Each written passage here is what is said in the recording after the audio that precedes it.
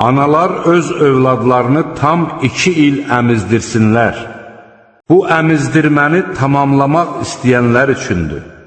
Anaların yeməyi və geyimi şəriyyətə müvafiq qaydada uşağın atasının üzərinə düşür. Heç kəs qüvvəsi çatdığından artıq yüklənməz.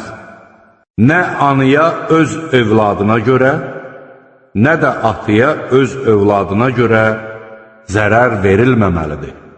Bu vəzifə eyni ilə varisin üzərinə düşür.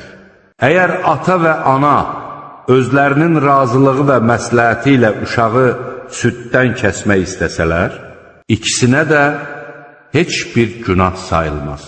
Əgər siz uşaqlarınızı süd anasına əmizdirmək istəyirsinizsə və süd haqqını müvafiq qayda üzrə ödəsəniz, sizə heç bir günah olmaz.